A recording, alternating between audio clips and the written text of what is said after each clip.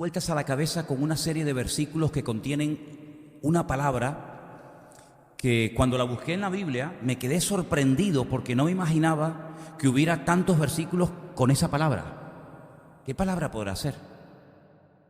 Dígame una.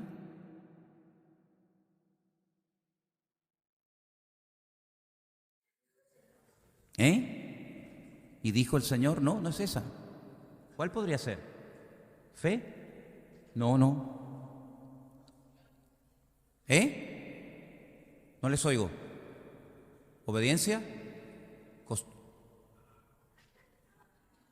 A ver, tíreme a ese de arriba abajo, por favor, tíremelo. Esa es la palabra. Me venían versículos a la cabeza. Todos sabemos versículos de memoria, ¿no? ¿Sí o no? Y a mí me venían versículos a la cabeza que tenían la palabra costumbres.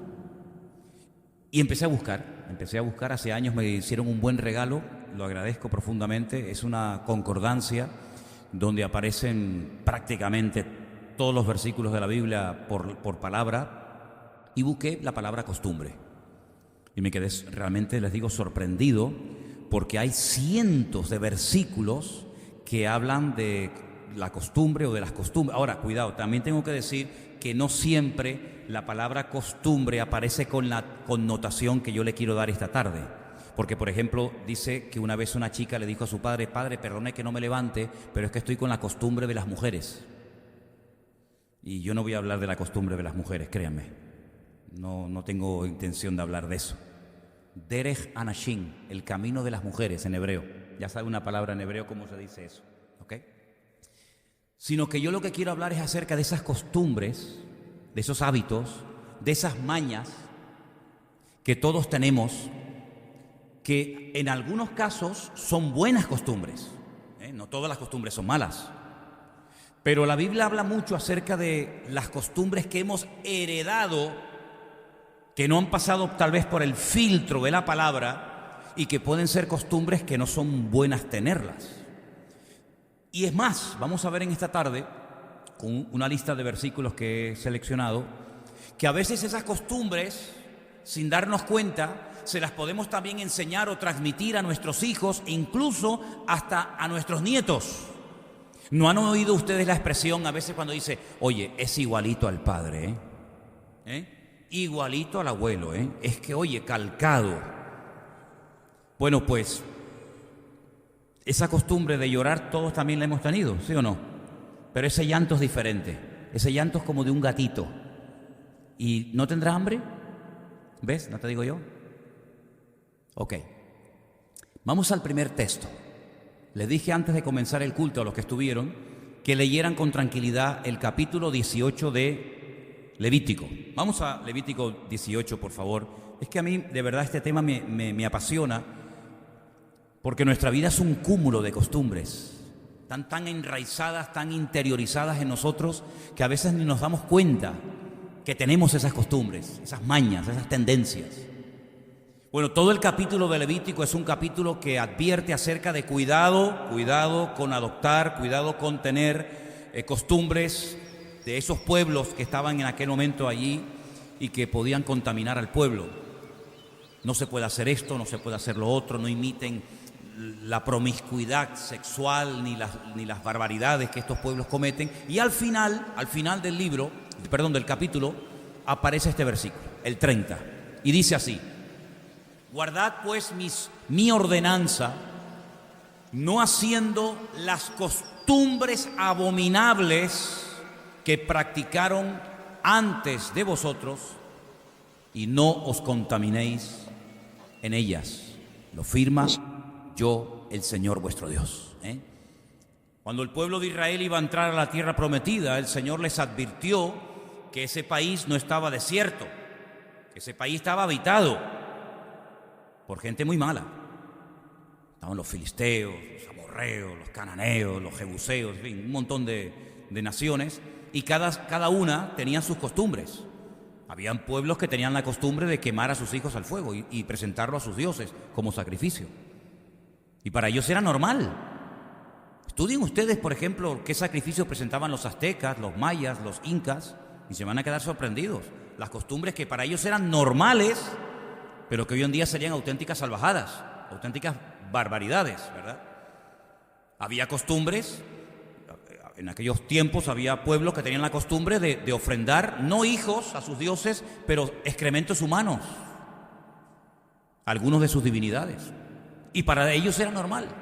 Entonces el Señor les viene advirtiendo hace mucho tiempo: cuidado, que esas costumbres son abominación ante mis ojos, y yo no quiero bajo ningún concepto que ustedes los imiten. En todo caso, que ellos les imiten a ustedes, pero no ustedes a ellos. Yo no sé de qué contexto religioso o espiritual tú saliste, o en cuántos contextos espirituales diferentes tú has estado. Pero en todo eso siempre hay cosas que se pueden ir pegando a nuestra forma de hablar, nuestra forma de pensar, nuestra forma de vivir, etcétera, que son costumbres, que son cosas normales para la gente, entre comillas, del mundo, pero que son cosas que Dios no dice en su palabra que tenemos que practicarlas. Por ejemplo, en este país, y bueno, en los países donde venimos la mayoría de nosotros, mucha gente tiene la costumbre que cuando va a meterse en la playa, se persignan. Pero una vez tuvo que haber el primero que hizo eso. Adán no se persignaba, ¿o sí? Yo creo que no, ¿verdad? Ni Abraham, ni Moisés, ni Jesús, ni los discípulos. ¿De dónde viene eso? ¿Qué significa eso de hacer la cruz? ¿Y por qué se hacía? ¿Dónde arranca? ¿Cómo eso ya forma parte de la cultura de países con un contexto, digamos, católico? ¿De dónde viene eso? ¿De dónde viene la costumbre de bautizar a niños? ¿A quién se le ocurrió? ¿Y por qué la gente hoy en día lo ve como algo normal? Bautizar a un niño. O llega un momento que la gente se pone ceniza en la frente. ¿Habéis visto eso, no? ¿De dónde viene eso de darse con un látigo en la espalda? ¿De dónde vienen esas costumbres? ¿De dónde viene, por ejemplo, la costumbre de poner en una determinada época del año un Belén? Con la ovejita, la cabrita, el San José, el niñito Jesús. ¿A quién se le ocurrió la primera vez? ¿Y por qué lo pusieron? ¿A quién se le ocurrió la primera vez poner un árbol con bolitas? ¿A quién se le ocurrió? ¿Y por qué hoy en día es normal eso? ¿Pero qué trasfondo tiene? ¿De dónde viene eso? ¿De qué cultura? ¿Tendrá un origen pagano? ¿Será algo bíblico? ¿Será algo antibíblico? Por eso es muy bueno que como creyentes no solamente nos limitemos a leer y a estudiar la Biblia, que está muy bien, por supuesto, sino que además leamos otras cosas para que nos preguntemos de vez en cuando si puede ser que en mi vida haya una costumbre, o en mi familia, o en mi matrimonio, o mi relación con mi esposo, con mis hijos, una costumbre que yo creo que es normal y está bien, pero después resulta que a la luz de la palabra de Dios es un disparate y es una auténtica barbaridad hacer eso, ¿verdad?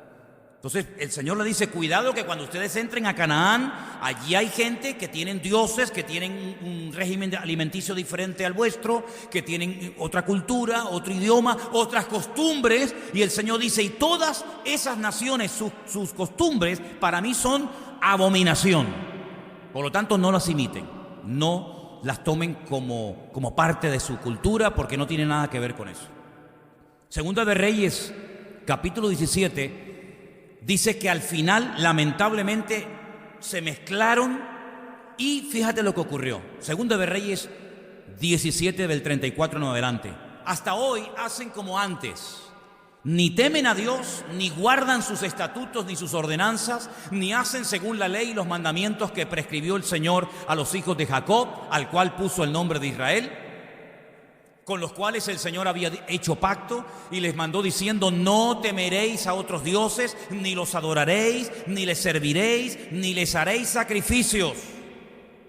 Al Señor que os sacó de la tierra de Egipto con grande poder y brazo extendido, a este temeréis, a este adoraréis y a este haréis sacrificios. Los estatutos y derechos y ley y mandamientos que os dio por escrito, cuidaréis siempre de ponerlos por obra, y no temeréis a dioses ajenos. No olvidaréis el pacto que hice con vosotros, ni temeréis a dioses ajenos. Versículo 39. Mas temed al Señor vuestro Dios y Él os librará de mano de todos vuestros enemigos.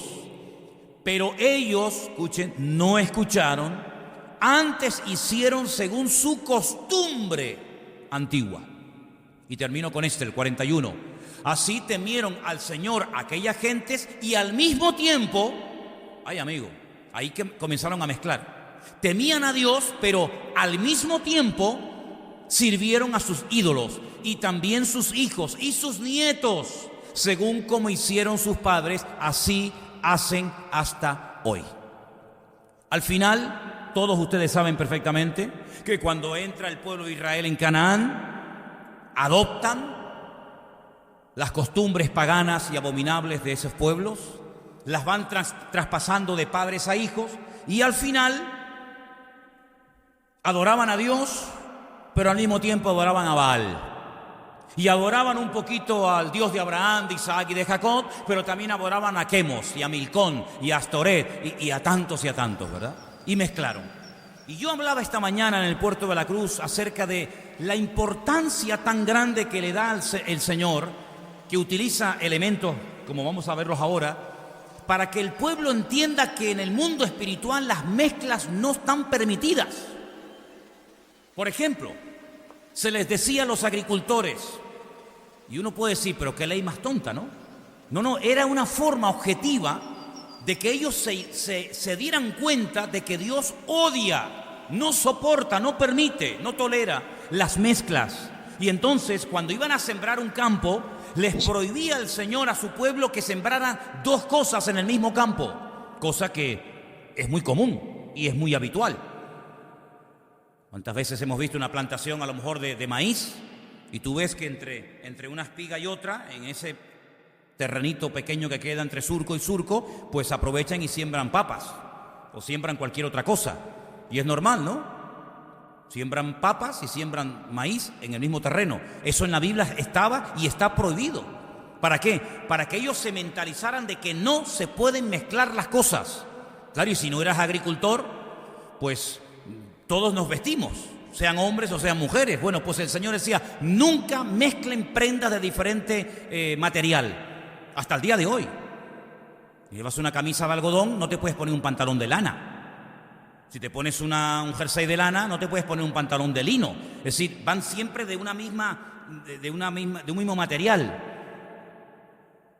Y cuando iban a arar, imagínate que tuvieran un buey y una mula.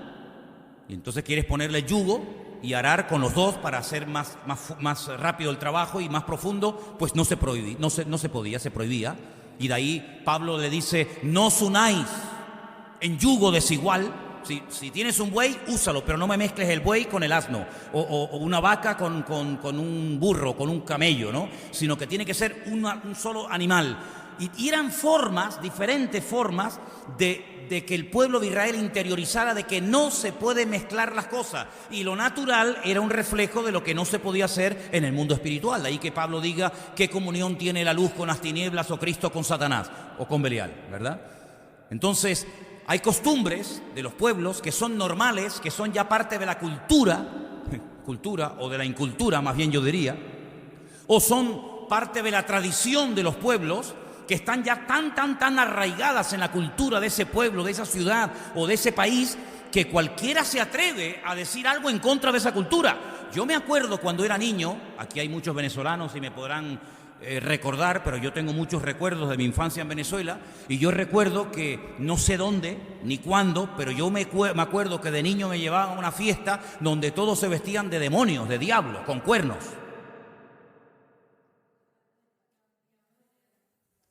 ¿Sí o no? Y yo tengo en mi mente que allí todo el mundo tenía cuernos y parecían demonios. Pero es que eso no puede estar permitido por el Señor. Eso no es de Dios. Y hay fiestas en España donde se suelta un animal, un toro, por las calles de España y hay que torturarlo hasta la muerte. Y cuando ya el pobre no da más, pues se le cortan los testículos y se le mata públicamente. Vete, por ejemplo, a Tordesillas, provincia de Valladolid. Vete allí a grabar con un móvil o a decir algo en contra de eso, te matan. Hay otros pueblos de Aragón que cogen una cabra y la tiran del campanario de la iglesia abajo y hoy en día ya ponen una manta, antiguamente la mataban. Sí, hay fiestas que son ya parte de la cultura, de la tradición de un pueblo, pero no significa que porque sean parte de la cultura o parte de la tradición y porque se haya hecho durante tanto tiempo, siglos y siglos, esté bien. Es decir, la mentira a base de repetirla y practicarla no se convierte en una verdad, ni mucho menos. Por lo tanto, el Señor les decía a su pueblo, y hoy en día creo que también a nosotros, tengan mucho cuidado con adoptar costumbres que ya forman parte de la idiosincrasia del pueblo, que ya es normal como español, como venezolano, como colombiano, como americano, practicar eso, pero que si analizas te das cuenta que detrás de esa fiesta popular hay toda una connotación de tipo espiritual, que no refleja, que no proyecta la fe que tú dices tener en un Dios vivo y verdadero, con el cual debes de tener comunión y someterte a Él en absoluta obediencia, ¿sí o no? Bueno, pues lamentablemente el pueblo de Israel no hizo caso y cayó en la trampa, y esas costumbres paganas y abominables formaron parte de su cultura, y ya sus hijos y sus nietos, y bueno, todos saben las consecuencias, un auténtico desastre. Hay dos versículos a través de la pluma de dos profetas diferentes que quiero leer esta tarde. Jeremías 10:3. Presten atención a este versículo, es muy interesante. Dice: porque las costumbres de los pueblos son vanidad. Así de claro, sin rodeo, directo al grano. Las costumbres de los pueblos son vanidad, porque el leño del bosque cortaron, obra de mano de artífice con buril.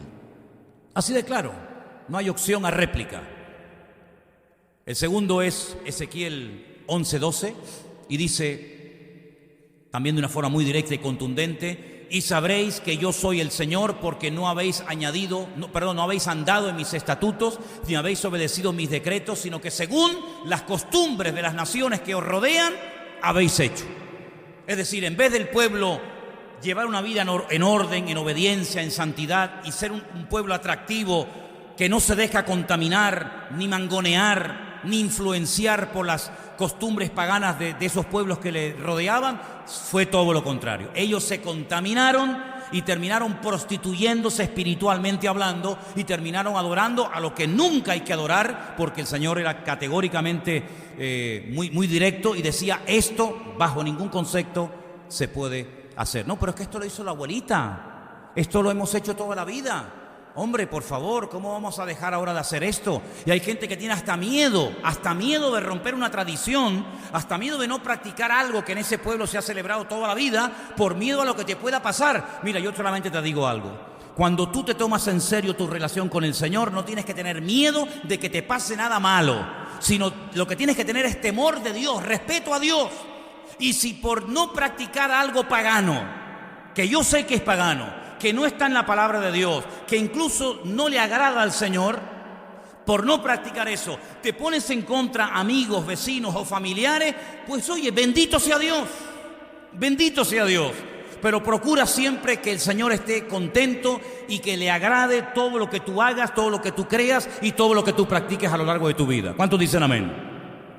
Ahora, la palabra costumbre o costumbres también está en el Nuevo Testamento, y cuidado, estamos hablando de costumbres paganas, costumbres malas, abominables, pero en el Evangelio de Lucas la palabra costumbre aparece con una connotación positiva, con un marcado significado bueno, como vamos a verlo ahora. En Lucas capítulo 2, a partir del verso 41, dice que sus padres, los padres de Jesús, iban todos los años a Jerusalén en la fiesta de la Pascua. Y cuando tuvo 12 años subieron a Jerusalén conforme ¿a qué? A la costumbre de la fiesta. Ahora, déjenme que les diga algo. En la ley de Moisés, la Torá, se le enseñó al pueblo de Israel que 3 veces al año, con ganas o sin ganas, sí o sí, todo judío, todo israelita tenía que ir a Jerusalén a adorar a Dios. La fiesta de la Pascua, ¿verdad? Más tarde la fiesta de Pentecostés o Shavuot, como se llama, y finalmente, entre los meses de septiembre, octubre, la fiesta de Sukkot o la fiesta de los tabernáculos. 3 veces cada año, toda tu vida. Era un mandato. No había que orar: Señor, ¿tú quieres que este año subamos? Chicos, vamos a orar, vamos a ponernos en oración y ayuno para preguntarle al Señor si Él quiere que subamos este año o nos quedemos en casa. Es que no hacía falta ni orar. Mira, lo que está escrito no necesita confirmación. Lo que está escrito y punto. Lo sienta o no lo sienta. Chicos, arréglense, tenemos que subir a Jerusalén. ¿Por qué? Porque es un mandato, es una orden de nuestro Dios.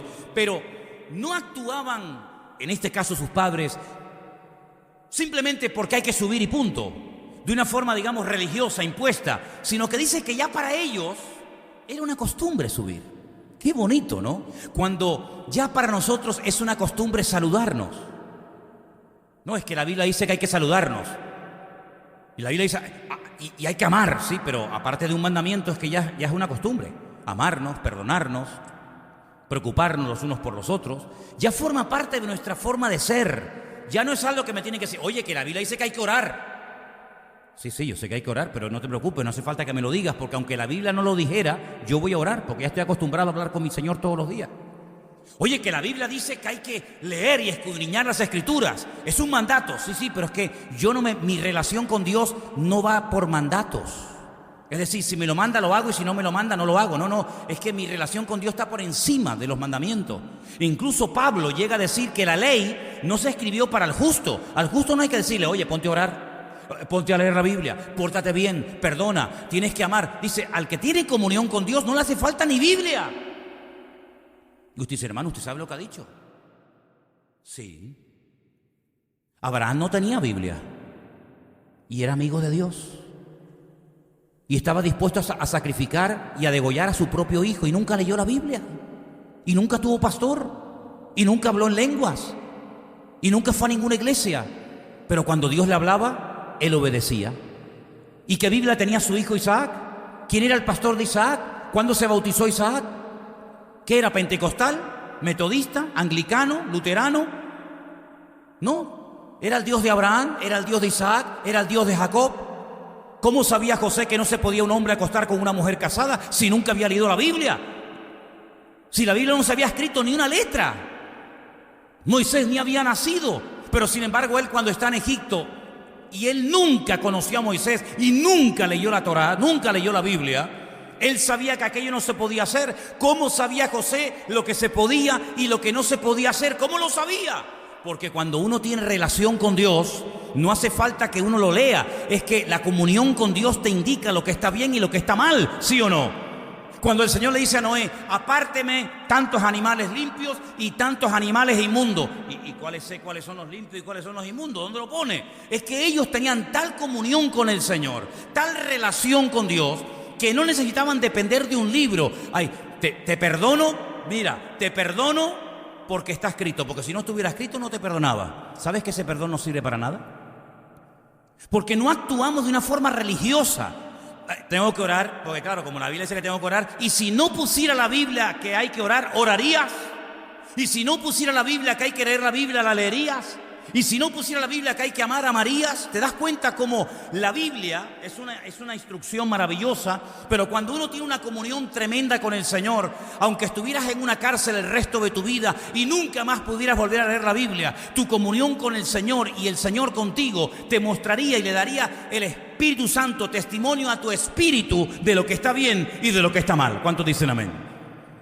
Por lo tanto, amados hermanos, los padres sí, hay que ir a Jerusalén, es el mandato, pero es que nosotros ya tenemos esa costumbre, ya vamos a subir sí o sí, porque ya forma parte de nuestra esencia. Ahora, ¿qué le transmitieron los padres a Jesús? Pues lo mismo, ¿qué transmite uno a otra persona? Lo que tiene y lo que es. Tú no puedes dar lo que no tienes, ¿te das cuenta? Transmitimos no solamente nuestra genética, también se transmite la parte espiritual. ¿A quién te crees que se van a parecer tus hijos? ¿Al vecino de arriba? Dice la Biblia en Ezequiel, tal la madre. ¿Qué dice? Tal la hija. Antes de casarme con Elena, ¿a quién fui a ver yo primero? A mi suegra. Claro, porque yo digo, yo quiero ver cómo es esta mujer, porque mi mujer será el reflejo de lo que es su madre. Y me convenció. Y además se llama Esperanza. Aunque se apellidan Pena, pero el nombre es Esperanza. Digo, bueno, pues gloria a Dios. Tal la madre, tal la hija. ¿A quién se van a parecer tus hijos? Pues a padre y a la madre, en lo bueno y en lo malo. Por eso tenemos que procurar no transmitirles cosas negativas, porque eso se va a interiorizar en ellos y después es muy difícil arrancar aquellas costumbres que ya forman parte de nuestro carácter, de nuestra personalidad. Y después hablaremos de eso. Pero dice, por ejemplo, Jesús en el capítulo 4 de Lucas, verso 16, que vino a Nazaret, donde se había criado, y en el día de reposo entró a la sinagoga. ¿Y por qué dice conforme a su costumbre? Y se levantó a leer, porque para él era su costumbre, era normal. A él no se le ocurriría en un día de reposo, en un Shabbat, irse a la playa. Porque en el día de reposo todos los judíos iban a la sinagoga. Y entonces dice que para él ya era una costumbre el ir al culto y el ponerse a leer la palabra. No es que era un mandamiento, hay que hacerlo sí o sí. No, es que ya era parte de su forma de ser, era su estilo de vida. ¿A dónde voy a ir un sábado siendo judío? ¿A dónde voy a ir? ¿A arar? ¿A sembrar? ¿A cambiar el aceite al coche? Mira que hay días en la semana y justamente se lo tienes que cambiar, ¿verdad? No, él iba a la sinagoga conforme a su costumbre, pero es que ya sus padres se hacían un montón de kilómetros y viajaban días y días de ida y días de vuelta, no solamente, repito, porque era un mandamiento, sino porque amaban y ya era parte de su costumbre, de su carácter y de su forma de ser. Como hay muchas cosas que ya tienen que ser para nosotros normales y no nos tienen que costar. Amén, hermanos. Amén, hermanos. Bueno, voy a ver si los voy convenciendo poco a poco. La carta de Pablo a los Corintios, la primera, es espectacular, tremenda. Se nos describe que Pablo le va a escribir a una iglesia, a santos, dice, a los llamados a ser santos. Luego no le está escribiendo a una iglesia de paganos, de idólatras, sino a una iglesia de creyentes, pero de creyentes que llevan una vida muy particular, una vida dominada por la carne, por los celos, por la envidia, por las niñerías. Los llama niños en Cristo, carnales, hermanos que se peleaban, hermanos que se emborrachaban en los cultos. Sí, era una iglesia maravillosa, era una iglesia que, vamos, yo no entro ahí ni loco. Pero Pablo les escribe una carta. Y entonces hay un momento en el capítulo 11, la carta de los Corintios está muy bien esquematizada porque, por ejemplo, dice, mira, el capítulo 15, tema monográfico de la resurrección. Capítulo 12, los dones del Espíritu Santo. Capítulo 13, el amor. Capítulo 7, problemas en el matrimonio. Y así va, digamos, esquematizando, ¿verdad?, cada uno de los temas de importancia crucial para el bienestar de la iglesia. Bueno, el capítulo 11 le habla a los hombres, primeramente, y le habla a las mujeres. Y le dice, mira, hermanos, vengan para acá. Miren, ustedes no son judíos. Los corintios no eran de descendencia judía, eran paganos, eran gentiles que se habían convertido al cristianismo. Claro, ellos venían de la idolatría, de una vida de libertinaje, una promiscuidad sexual terrorífica. La ciudad de Corinto era como Las Vegas, para que me entendáis, Las Vegas, un desorden de ciudad terrible. Había un templo, uno de los muchos templos, había 2000 mujeres dedicadas a la prostitución sagrada. A ver cómo se come eso. Si es prostitución, será prostitución, ¿no? No, pero es sagrada. Es sagrada. Si es sagrada, es otra cosa. Entonces tú ibas al templo, claro, había así de seguidores, había 2000 prostitutas esperándote en la puerta, ¿no? Entonces, no, vamos a adorar. Vale. Perdón. Entonces Pablo le dice, mira, ustedes no son judíos, ustedes no tienen ni idea de la ley. Las costumbres de ustedes no tienen nada que ver con las costumbres de mi pueblo. Entonces yo a ustedes les tengo que hablar como gentiles, no como judíos. Si yo le hablara a los judíos, yo jamás le diría a un judío que se corte el pelo. Porque en el judaísmo, el hombre que tiene el pelo muy largo es un nazareo, no un nazareno, que es otra cosa. Un nazareo, que es un hombre que ha hecho un voto temporal, no es un voto para toda la vida, es un voto temporal que consiste en abstenerse de relaciones sexuales, en abstenerse de bebidas alcohólicas. No se puede cortar el cabello, tiene que ser un hombre santo, única y exclusivamente para el Señor. Y la señal externa de ese voto es que se deja crecer la barba y el pelo de una forma descomunal. Yo he visto a algunos en Israel y se tienen que ir así con la mano agarrando la barba porque tiene una barba que le pesa 10 kilos, ¿vale?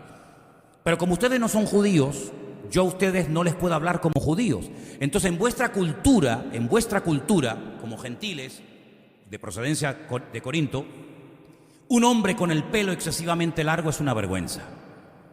representa rebeldía, no representa santidad como en mi pueblo y en mi cultura.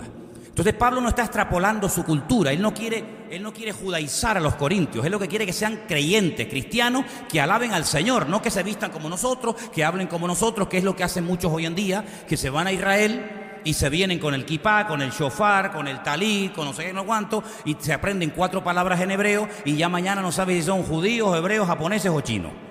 Pierden su identidad completamente. Y te encuentras que vas allí y dices, pero es que es judío, no, es cristiano, no, pero yo no practico el domingo. Y se hace un lío espectacular. Pablo no da pie a ese cacao, a ese circo, que lo único que trae es confusión y vergüenza al evangelio, sino que le dice, miren hermano, vamos a ver. Si ustedes se dejan el pelo excesivamente largo, eso es una señal de rebeldía. Eso es una señal de idolatría, eso es una señal de que no está bien tu vida interiormente y la manifiesta con ese acto de dejarte crecer el cabello. Por lo tanto, en ustedes, no en los judíos, en ustedes los corintios, dejarse excesivamente el cabello largo es una vergüenza. Así que me hacen el favor de comportarse como hombres. Y a ver, hermanitas, ahora les toca a ustedes. Y ahora vinieron un montón de mujeres con la cabeza rapada como la bola de las pelotas del billar. Sí, rapaditas, así como... Perdón. Así, saben cómo es, ¿no? Entonces, claro, cuando tú veías en Corinto a una mujer totalmente rapada, no es como hoy en día esas chicas que se cortan todo el pelo por aquí al uno y por aquí se lo dejan así largo. ¿Han visto, no? Algunas, ¿no? No. Es que, ¿quiénes se cortaban el pelo así en Corinto? Las rameras, las prostitutas. Entonces Pablo dice, ahora se han convertido 300 prostitutas, se vienen a la iglesia, claro, no tienen pelo. Todo el mundo va a saber lo que ustedes eran antes de conocer al Señor. Como en la iglesia no estamos para juzgar a nadie, ni a mí me interesa lo que usted ha hecho o ha dejado de hacer en el pasado, porque en Cristo somos nuevas criaturas y las cosas viejas pasaron. Yo lo que les propongo a ustedes, mis queridísimas hermanas en Cristo, es que hasta que les crezca el pelo, pónganse un velo. Y así no se sabe si tienes o no tienes pelo. Se ponen un velo. Su marido, su hombre que ya se ha casado con ustedes, no pasa la vergüenza de decir, mira, esta es aquella. Ah, sí. Y cuando les crezca el pelo, se quitan el velo, porque Pablo dice, a la mujer, en lugar del velo, se le dio el cabello. Problema solucionado. ¿Sí o no? Más claro agua, ¿sí o no? Cuando Pablo termina de dar todas estas explicaciones, mira lo que dice en el versículo 16, 11-16 de Primera de Corintios. Después de dar unas explicaciones extraordinarias y muy claras, les dice, con todo eso, si alguno quiere ser contencioso, nosotros no tenemos tal costumbre, ni las iglesias de Dios. ¿Cuántos dicen un fuerte amén? Es decir, yo les he hablado lo que el Señor me ha dicho que les diga. Yo les he compartido las instrucciones concretas y específicas que el Señor me ha dado para ustedes varones y para ustedes mujeres.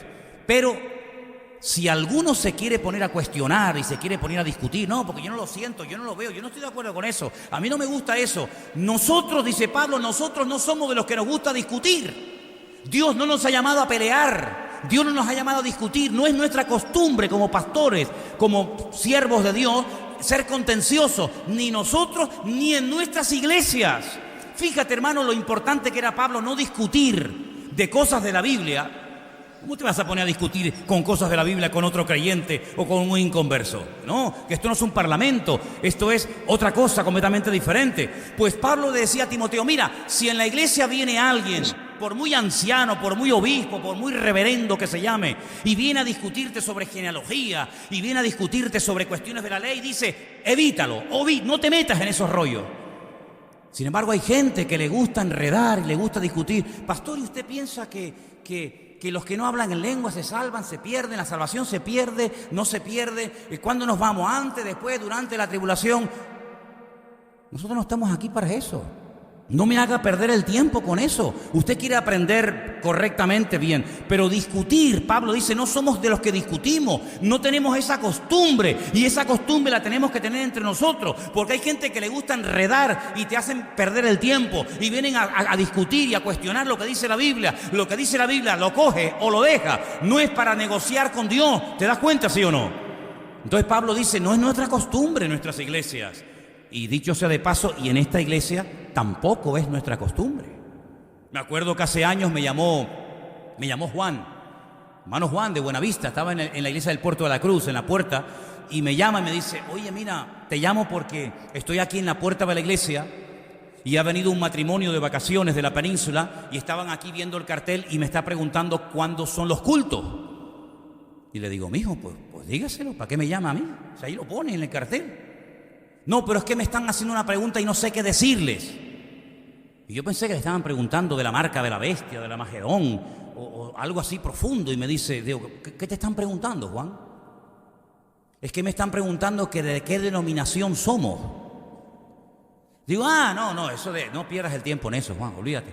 Pero ¿de qué denominación somos nosotros? De ninguna. De ninguna. Pero ustedes no son pentecostales. ¿O son bautistas? Yo al único bautista que conozco le cortaron la cabeza. Entonces no me hace ninguna gracia. Entonces déjese de esos rollos. Nosotros no estamos aquí para que las asambleas de Dios, que bautistas, que pentecostal. Nosotros no estamos para predicar el evangelio. Y si usted quiere, no, es que él es pastor bautista, él es pentecostal, porque usted lo diga, pero yo no voy a hacerle publicidad, ni me identifico con ninguna denominación, porque no estamos aquí para discutir, ni para hacer publicidad de denominaciones, sino para hablar del evangelio de Jesucristo, a este crucificado y resucitado al tercer día. ¿Cuántos dicen amén? No discutimos, dice Pablo. Yo les he dicho lo que hay. Mira, esto es lo que hay, para ustedes hombres y para ustedes mujeres. No queremos discutir. Y para más INRI, en el capítulo 15 de la misma carta de Pablo, en el verso 33, dice, no erréis, hermanos. Este versículo es buenísimo, apréndanselo de memoria, es buenísimo y muy facilito. No erréis, las malas conversaciones corrompen las buenas costumbres. Es decir, si las malas conversaciones echan a perder las buenas costumbres, tengamos buenas conversaciones entonces. Porque las malas conversaciones envenenan las buenas maneras, los buenos principios, los buenos modales. Por lo tanto, lo que no edifica, como decía el otro día Anderson en el mensaje del jueves, no me interesa. Las malas conversaciones no se quedan ahí simplemente en un chisme, en una mala conversación, en una mala expresión. No, cuidado, tiene una repercusión, contamina, envenena, echa a perder las buenas costumbres. Por lo tanto, las evitamos. ¿Cuántos dicen amén? Más adelante, en esa carta que no sabemos exactamente quién la escribió, no, Pablo, no, Lucas, y tal, me da igual. Los dos últimos versículos se encuentran en la carta a los hebreos, o a los judíos, si usted prefiere ese nombre. En el capítulo 10, verso 25, dice algo muy interesante, y ahora le voy a preguntar algo.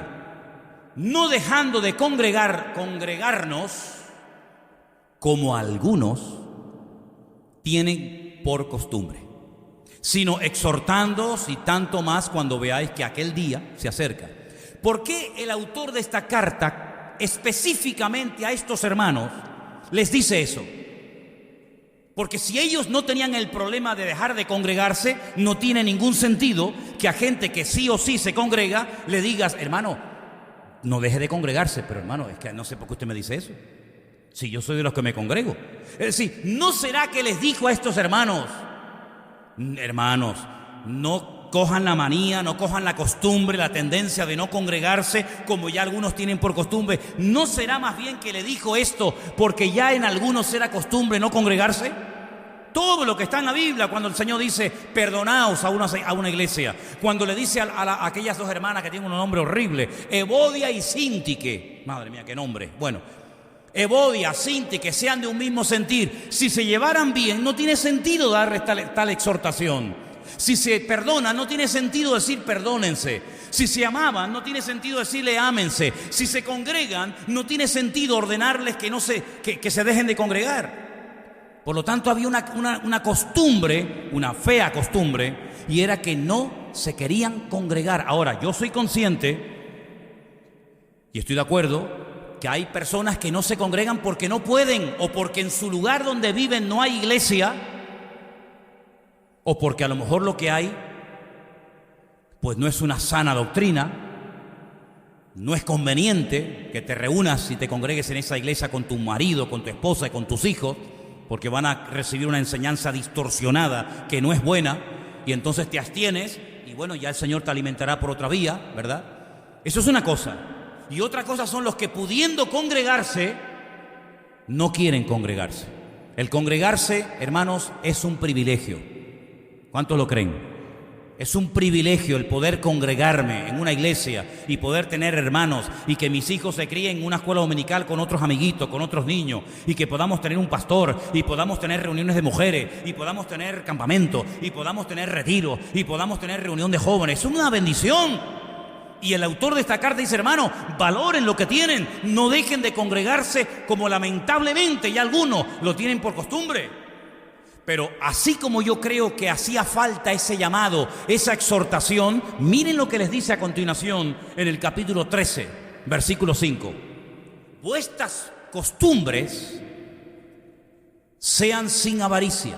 Otra versión que leía hoy dice, sin amor al dinero.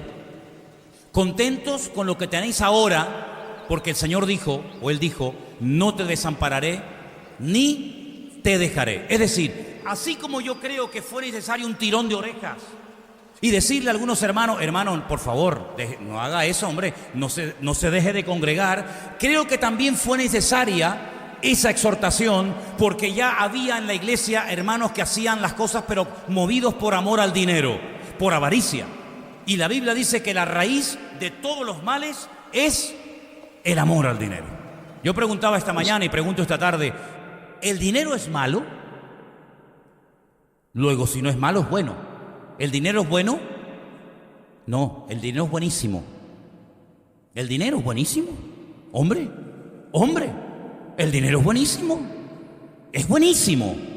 El dinero no es malo ni bueno. En todo caso sería buenísimo. ¿Por qué? Porque si tenemos dinero y queremos mañana comprar 50.000 Biblias para regalarlas, si no tenemos dinero, no podemos ir y decir, mire, usted no nos ha oído cantar a nosotros, ¿verdad? ¿No ha oído el grupo de alabanza que tenemos? No. Ay, mire, yo le invito a que venga el domingo, escuche, porque cantamos y mañana me regala 50.000 Biblias. Yo no puedo decirle al dueño de este local, mire, tenemos unos niños, tenemos una juventud, tenemos unos hermanos tan buenos, así que usted tiene que ser comprensivo, por favor, durante los próximos meses no nos cobre el alquiler. No, el dinero es necesario, hermano, para pagar la luz, para pagar el agua, para pagar la gasolina, para pagar los gastos, para comprar la comida, para comprar la ropa, para comprar una Biblia, para poder ir a un retiro. El dinero es necesario para montones de cosas. Pero cuidado, nosotros no vamos a terminar amándolo, sino usándolo, que es muy diferente. Lamentablemente esta iglesia, los destinatarios de esta epístola, no se congregaban, y cuando una persona por costumbre deja de congregarse llamándose creyente, comienza a sustituir su relación con Dios con otras cosas. Ya como su amor a Dios no es lo primero, otra cosa o otra persona ocupa el lugar de Dios, y eso es la avaricia. La avaricia, el amor al dinero, en Grecia se adoraba bajo la forma de una figura humana llamada, perdonen, pero es la verdad, Mamón. Tenían a Baco, el dios del vino, tenían a Afrodita, tenían a Poseidón, tenían a tantos y tantos dioses. Bueno, pues tenían uno que lo llamaban Mamón. ¿Y quién era este?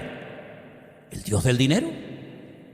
Y en griego, que se escribió todo el Nuevo Testamento, esa palabra aparece. Cuando dice Cristo en los evangelios, en el de Mateo, no podéis amar a Dios y a las riquezas al mismo tiempo. En el texto griego, que es el idioma original del Nuevo Testamento, dice, no podéis adorar a Dios y no podéis adorar a Mamón al mismo tiempo. Entonces Pablo le dice a otros hermanos que la raíz de todos los males no es el dinero, es el amor al dinero, el apego a lo material, creyendo que lo material va a llenar mi corazón cuando a veces es todo lo contrario. Bueno, pues a estos hermanos, y por eso busqué este versículo para el final, pero no por ser menos importante, les dice, hermanos, mire, no amen el dinero, no sean gente avariciosa. Pónmelo otra vez, por favor, porque dice algo muy bonito, algo que debería ser una costumbre en nuestra vida. Contentos con lo que tendréis. No dice eso. El tiempo del verbo está en presente y dice, contentos con lo que tenéis ahora. Hermano, hasta que usted no sea agradecido por lo que Dios le ha dado y tiene ahora, ¿para qué quiere más? Sea agradecido con lo que tiene. Dele gracias al Señor por lo que tiene, no se queje, como oíamos el jueves en el mensaje. No se queje, dele gracias a Dios por las piernas que tiene, por la silla en la que se sienta, por la ropa que usa, por la comida que tiene en la casa, por el coche, la bicicleta o por lo que sea. Dice el Señor, contentos con lo que tenéis ahora. Y añade un texto del Antiguo Testamento, que es buenísimo. El Señor dice, no te desampararé, ni te dejaré. Como diciendo, no tengan miedo al futuro. No tengan miedo a cambios en el aspecto económico, político, social o de la índole que sea, porque yo nunca te desampararé, yo nunca te dejaré, nunca estarás solo en la vida.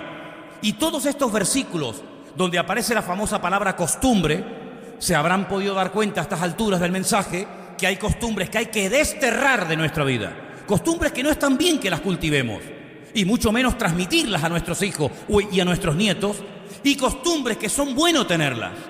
Yo, por ejemplo, he elaborado una pequeña lista, perdonen si alguien se siente aludido por ella, pero créeme que no la he preparado pensando en ninguno de ustedes, porque lo he dicho 1.000.000 de veces. Si tengo que decirte algo, no necesito subirme al púlpito para decírtelo, me acerco a ti y te lo digo, no tengo ningún problema, ¿me entiendes?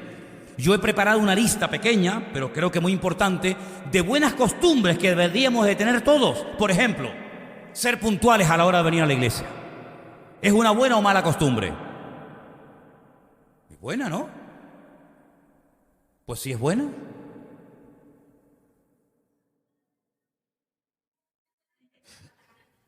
Bueno, vamos a dejarlo ahí. Oye, nunca he dicho tanto lo que no se dice, ¿no?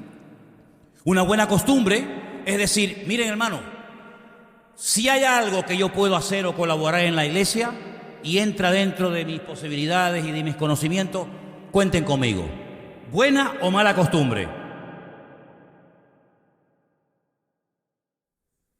Pues soy todo oído.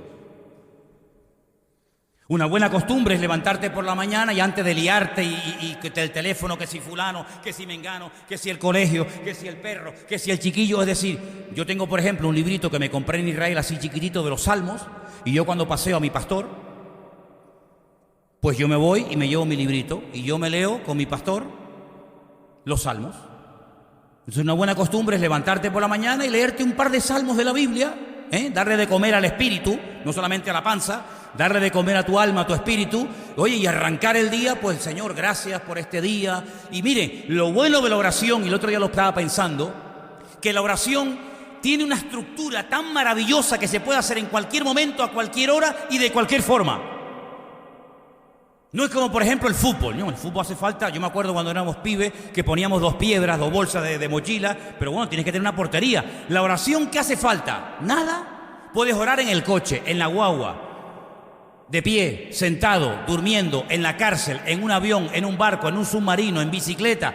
Puedes orar cuando quieras, a las 3 de la mañana, 4 de la tarde, 8 de la noche, cuando quieras. Por lo tanto, empieza el día. Señor, gracias por este día. Guárdame de todo peligro, de todo mal. Fortaléceme, ayúdame, dame fuerza física, dame, Señor, la oportunidad de hablarle a alguien de tu amor, de presentarte a ti y a otras personas. ¿Es una buena o no es una buena costumbre? Bueno, otra buena costumbre, pues hablarle a la gente del Señor. Mira, podríamos hacer una lista de miles de cosas buenas, de costumbres buenas, pero la pregunta es, ¿y cómo se interiorizan, cómo forman parte de nuestra vida las costumbres? Bueno, pues se ha dicho, mira, yo te digo sinceramente, a veces se dicen cosas, yo no sé si son realmente así o no. Yo no sé si son realmente así, pero yo he oído, y esta mañana yo lo dije, y la gente se ve que lo sabía, y ustedes que son también más listos lo van a saber, que cuando una persona hace durante 21 días seguidos una cosa, ha adquirido un nuevo hábito. ¿Por qué 21? ¿Por qué no 18? ¿Por qué 23? Yo no sé. Yo te digo lo que yo he oído y he leído. Los psicólogos dicen que los hábitos es muy complicado abandonarlos, cuesta mucho dejar un hábito y más cuando uno tiene una cierta edad y lo has hecho tantas veces, pero adquirir un nuevo hábito con 21 días que lo hagas, ya tienes un hábito nuevo. Hombre, mañana si tú no has corrido en tu vida o hace 30 años que no corres, no se te ocurra ir de aquí a las Teresitas corriendo. Porque te puede dar un infarto y en medio de la refinería por allá te tenemos que recoger con una pala. Pero si tú vas todos los días un poquito, Bueno, yo no sé si con 21 días llegaremos, no lo sé. Yo creo que haría falta 300 días, ¿no? Pero, por ejemplo, decir, oye, y aprenderme un versículo de la Biblia a la semana, seré tan bruto, perdonen, seré tan bruto que no soy capaz de aprenderme un versículo a la semana. Claro que podemos, hermano, pero es que no nos lo planteamos, no nos lo proponemos. Entonces, póngase metas, no muy largas. Me voy a leer toda la Biblia. Espera, mijo, espera. Si no te has leído ni San Juan, no te has leído ni San Juan y ya te quieres leer toda la Biblia, sé más sencillo, ¿eh? Empieza de a poquito y vas escalando y vas poco a poco y vas poco a poco. Pero lo que está bien claro que sería buenísimo que en tu casa, en tu forma de hablar, tu forma de pensar, tu forma de reaccionar, te plantees y te preguntes, ¿habrá algún hábito, alguna maña, alguna costumbre que yo he heredado, que yo he aprendido de mi abuelo, de mi padre, de mis antepasados, que no es de Dios? Mira, hemos leído que el pueblo de Israel, el pueblo que vio la gloria del Señor, el pueblo que recibió la palabra de Dios, dice que llegó un momento, me llama la atención, no dice que dejaron de adorar a Dios, no, cuidado. Ellos seguían adorando a Dios, pero al mismo tiempo adoraban a Baal, a Moloc, a Milcón, a Astarot, etcétera, etcétera. Luego mezclaron. Oye, puede ser que en la vida, no digo de todos ustedes, pero puede ser que en la vida de alguno de ustedes en esta tarde haya mezclas. Y por la mañana dice, me voy a leer un salmito como dijo el pastor. Y todo te levanta y dice, ay, mira, el Señor es mi pastor, nada me faltará, en lugares de ligados pastos me hará descansar, junto a aguas de reposo me pastorará. Oye, me leí el salmito, pero déjame ir aquí al bar a pedirme un cortado y ya de paso me leo el horóscopo. ¿Cómo que el horóscopo? ¿Y qué te va a decir el horóscopo? Pues lo que salió en el ordenador ese día, mañana te va a decir otra cosa y pasado otra. No hay un horóscopo que todos los días te diga lo mismo. ¿Te imaginas? Que te diga amor fatal, salud, te estás muriendo. Trabajo, nunca vas a conseguir trabajo, pedazo de bruto, no vas a levantar cabeza en tu vida. Y te lo lees hoy, mañana y pasado. Pero sin embargo la Biblia la lees el lunes, el martes, en enero, en febrero, el año 2000, año 2018, año 3500 y todos los días te va a decir lo mismo. Porque el horóscopo cambia, el cielo y la tierra pasarán, pero mi palabra permanecerá para siempre. Por eso dice la Biblia, nunca te dejaré y nunca te desampararé. ¿Cuántos dicen amén? Por eso es lo que hay que leer la palabra, porque la palabra no cambia. Las cosas de los hombres cambian, las culturas, las modas. Ay, hermano, las modas, las costumbres, ¿cómo eran las costumbres y las modas hace 40, 50 años? ¿Cómo eran? Saquen las fotografías, aquellas en blanco y negro. Yo sé que hay algo que yo voy a decir ahora que ustedes dirán, pero Manolo, ¿dónde nació? ¿En el planeta Tierra o es medio extraterrestre? La primera vez en mi vida que yo vine a esta calle, a la calle Garcilaso de la Vega, yo vivía en la calle Goya y Velázquez con 19 años. Pero yo tenía una cámara fotográfica que cuando se terminaba tenías que hacer así, y recogías el rollo, con mucho cuidado de no abrirlo antes de tiempo porque se velaban las fotografías, ¿te acuerdas? ¿Cómo se acuerdan algunos? Ya por lo que digo, más o menos sé la edad que tiene, más o menos. Recogías el rollo, chiquitito. Me vine a la calle Garcilaso de la Vega y al final de la calle había una casa Kodak. Alguno dice, Kodak, tú no sabes lo que es eso. Y la dejabas y estabas toda la semana con una ilusión.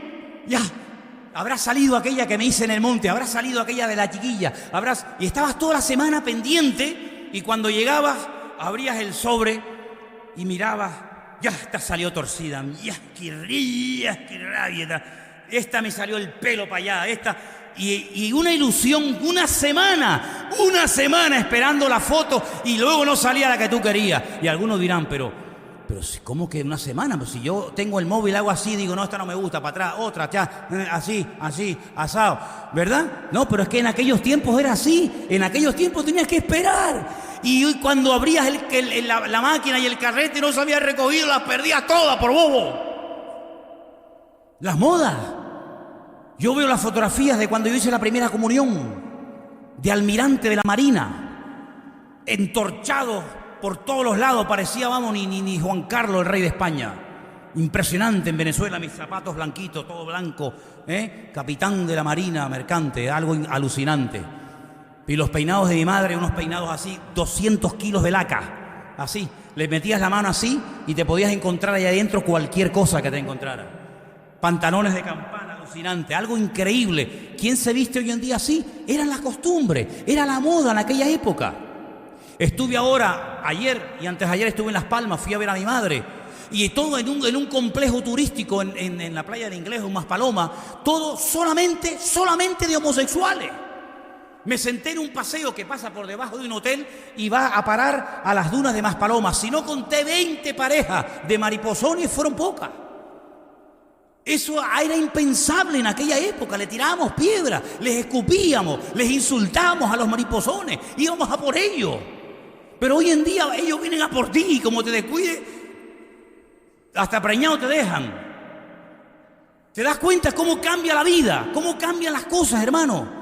Mi padre se compró un coche y le tenías que cambiar los platinos. Los platinos, dice. ¿Los qué? Los platinos. Los platinos. ¿Saben lo que eran los platinos? Ah, ¿saben lo que son los platinos?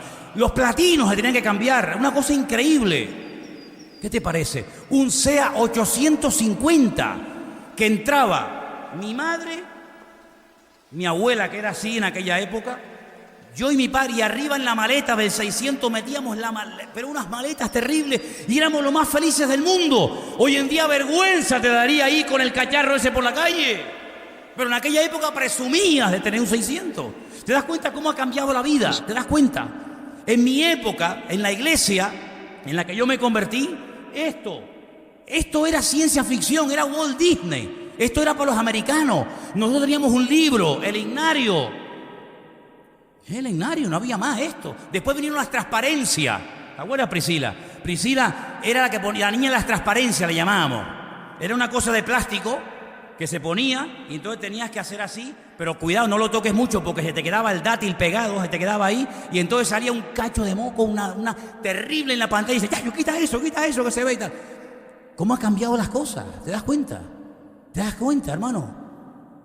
¿Cuánta gente estará viendo el culto hoy en día ahora en México, en Israel, en Estados Unidos? Eso era impensable hace años. ¿Te das cuenta cómo cambian las modas? ¿Verdad? Lo que antes era bueno, ahora es malo. Lo que es malo, ahora es bueno. Pero sin embargo, la palabra de Dios permanece para siempre.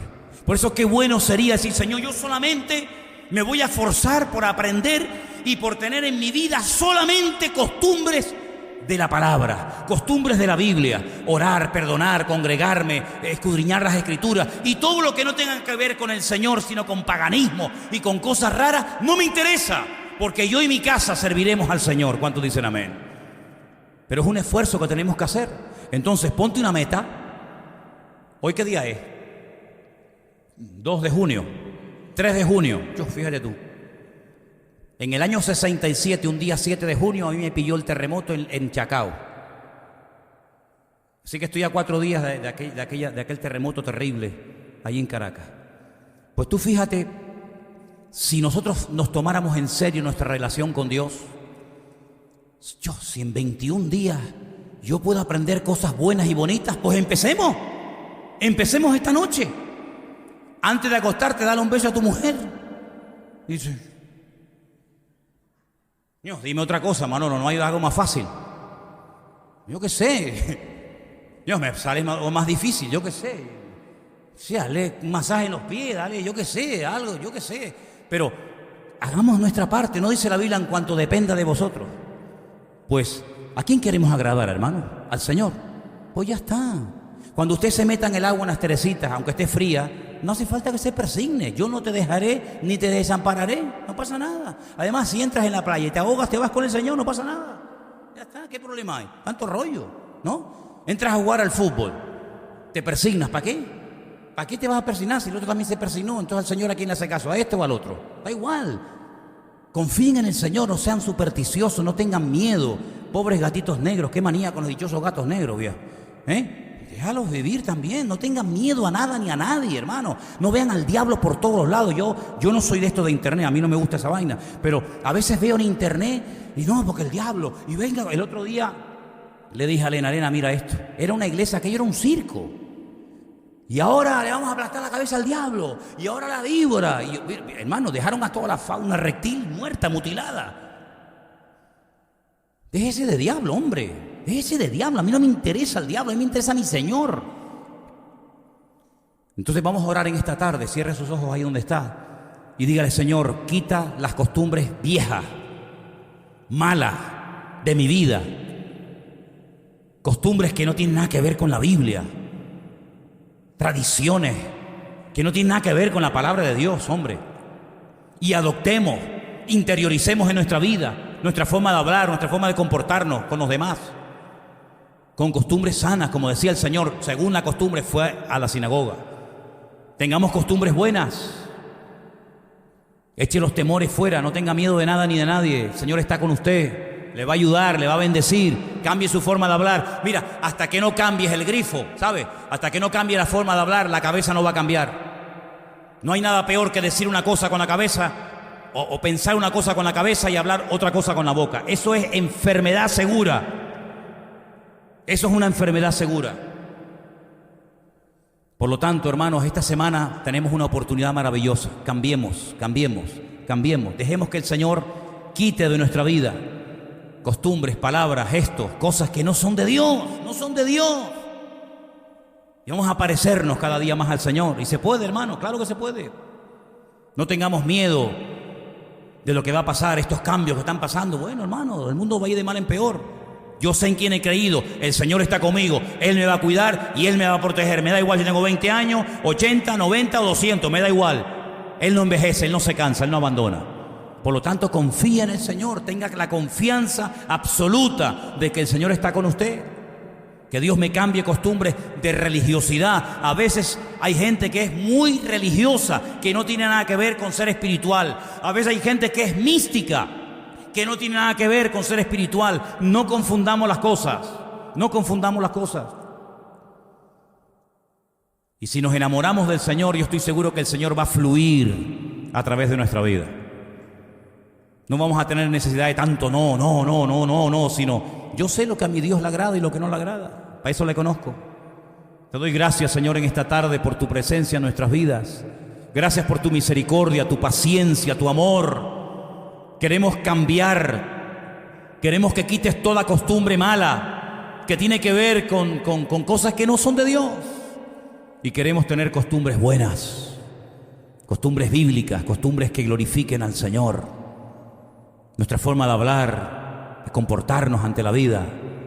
Ayúdanos, Señor, a cambiar y a tener costumbres bíblicas, costumbres que glorifiquen al Señor. Aleluya.